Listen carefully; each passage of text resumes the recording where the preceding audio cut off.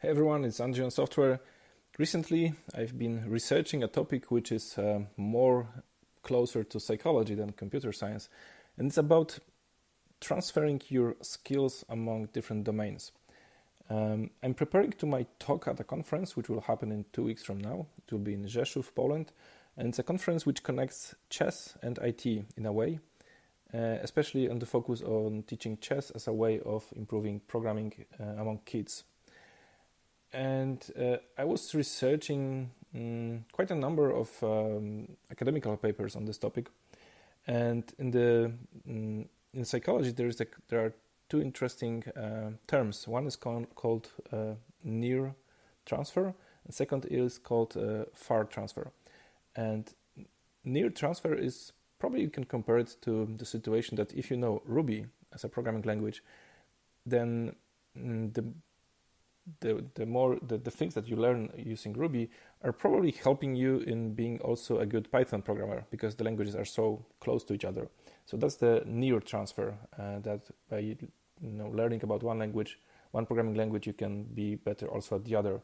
Still, you need to fill the gaps.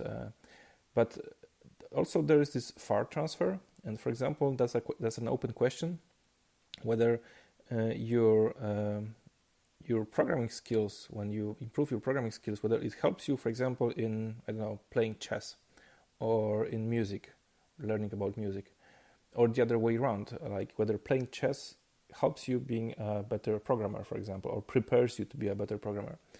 And there are some interesting publications. One publication is actually from 1901, so 117 years ago, and there's this strong claim that that improving in one domain doesn't necessarily helps you improving in the other domain, even if they are like kind of related. There's also quite a recent study and a very strong claim that there is no such thing as that there is a weak evidence of far transfer. So they actually did really good experiments, really good studies among kids, and the results of the studies, and the studies were, I'm not going into details now here, but the studies were so good that they eliminated the placebo effect, they eliminated the control groups, so it was all like properly done and in a replicated way. And it's like kind of the conclusion, the claim here is that there is really no reason why we should think about things like far transfer. So translating this into my world, there's really not that much to support the thesis that being a good chess player makes you a better programmer, for example. So there's definitely a correlation. So there are studies which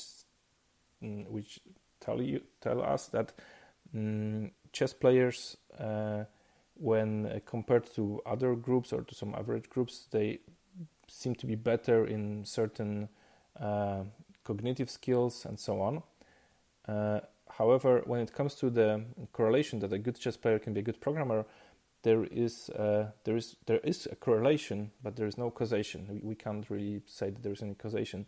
So it's probably more, even if you see the correlation, it's probably based on the fact that certain people who tend to play chess are also attracted to programming, or certain people who tend to be more intelligent, they tend to play chess more than other people.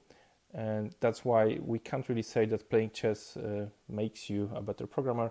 We can just say that those two things sometimes attract the same kind of people, for example. So that's a really interesting situation, and for me also, I will be giving a talk about this this connection between chess and programming. And I need to find hard with my perception. Obviously, that's the cognitive bias here, because I liked to think that my skills, like strategy skills, for example, which I learned during playing chess, that they kind of transferred to my programming skills or to my business skills. But it's probably not really the case. I think I have to admit it.